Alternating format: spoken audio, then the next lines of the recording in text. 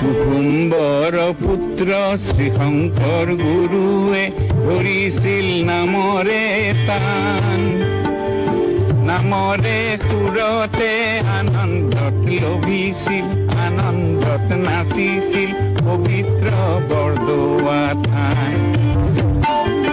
অশেষ যাতনা গিলা শ্ৰীশংকৰ ধৰ্মৰ নামতে তুমি, সকলো দুখলৈ পিঠি দিলা গুৰু ধন্য অসম।